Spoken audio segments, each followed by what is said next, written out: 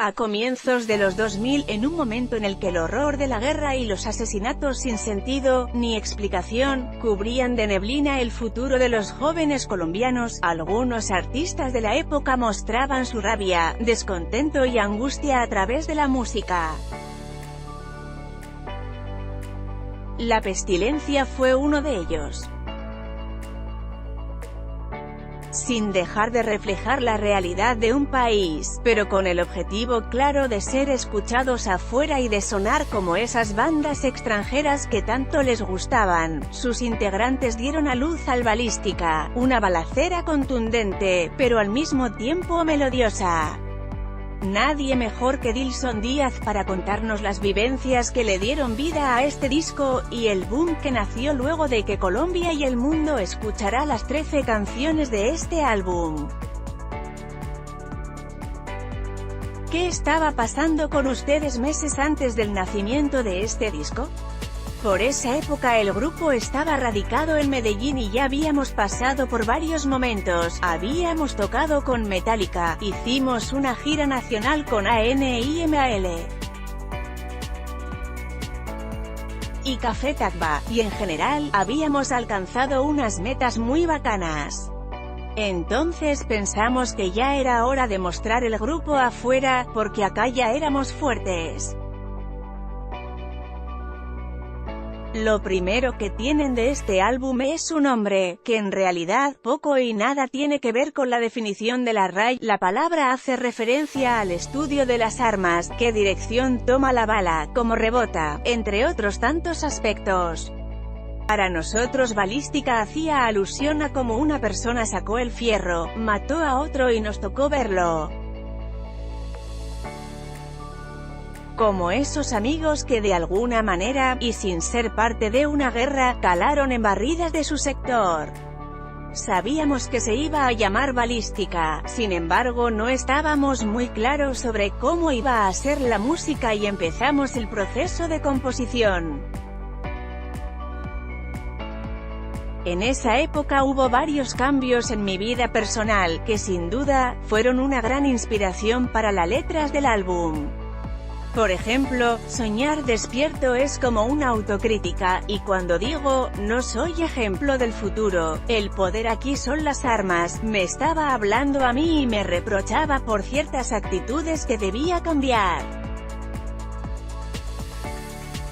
En realidad, Soñar despierto se convirtió en la cabeza de la producción y lo que le dio sentido al disco, pues cuando la escribí, se aclaró todo el panorama. Antes de entrar de lleno a la construcción de esta producción, ¿qué otras historias esconden las canciones del Balística? 14 a 16, sector de limpieza, hace referencia a un amigo que un día en el barrio Campo Valdés bajaba de trabajar.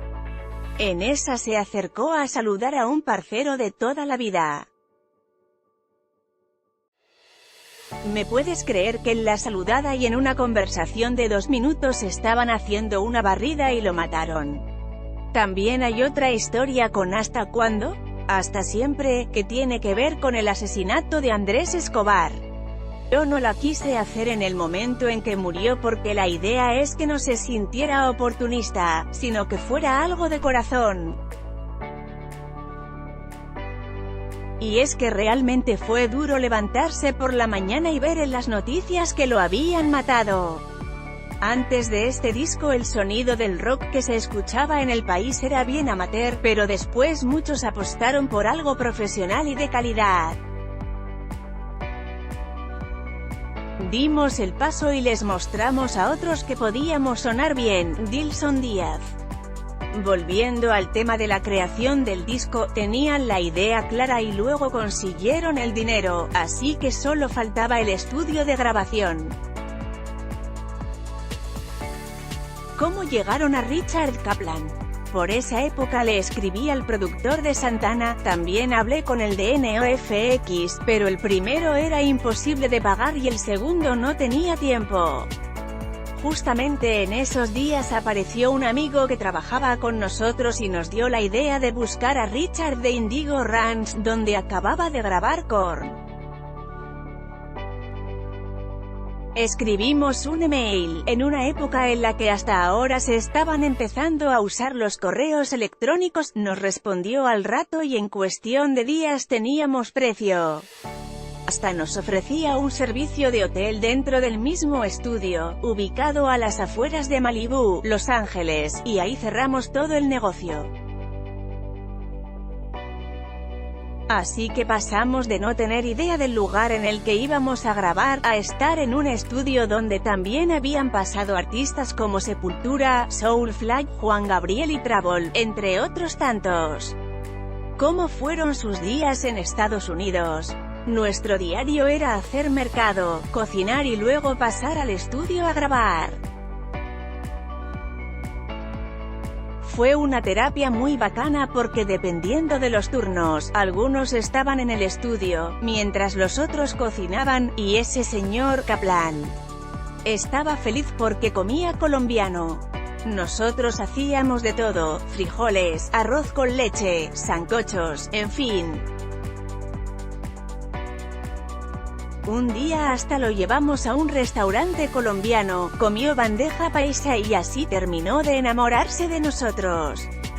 Por eso creo que más allá del resultado del disco, lo que queda es la experiencia de haber podido compartir hasta eso con el productor. Cuando alguien habla del Balística lo define como agresivo, pero armonioso. ¿Cuál fue el secreto que Kaplan le reveló y que le dio al álbum estas dos cualidades? Siempre nos dijo, no graben con metrónomo, vamos a hacerlo así como tocan en los conciertos, por eso es una producción que suena muy contundente. Es un ataque constante en cada canción y eso lo inyectó él. Además, Kaplan nos dio muchos trucos para las distorsiones y cómo envenenar más los amplificadores. Todo eso lo aplicamos al tocar en vivo cuando volvimos a Colombia y la gente notó mucho el cambio. Con Balística sonábamos a las bandas de afuera. El álbum estaba listo, pero, ¿qué pasa cuando se acaba el sueño americano y tienen que regresar a Colombia? Que lo lanzamos y en tiempo récord se agotan las copias que imprimimos. Y por primera vez se nos abre la puerta con Alberto Marchena en Radioactiva y entramos en la programación. Y al 16 de diciembre ya éramos número 1 con Soñar Despierto. Nunca habíamos sonado en programación de radio como tal, en alta rotación. Y lo mejor, no podíamos creer que 3 meses después éramos número 1 con Cordero Arrepentido, en la misma emisora. Por esa época también comenzamos a sonar en la 99,1, que todavía no se llamaba Radiónica. Y hablando de radio tengo una anécdota para contar. Con el amarillista yo fui a Radioactiva en Medellín para que lo pusieran a rotar, y una de las personas que trabajaba allí me dijo que no lo iba a poner a sonar porque éramos muy underground. Y años después yo creo que le tocó ver nuestro número 1. En fin, volviendo al cuento, a raíz de todo ese boom se acercó Universal Music y nos dijo que firmáramos por esta y otras producciones más. Es así como empezó la distribución de La Peste por una disquera que fue Mercury Records.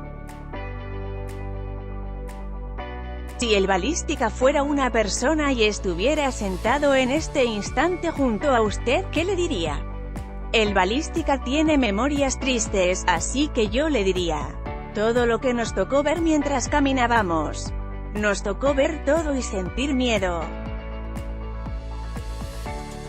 Por eso Soñar Despierto dice, ¿yo quién puedo ser? ¿Yo qué puedo hacer? Si me he formado de la nada y me he criado en el miedo.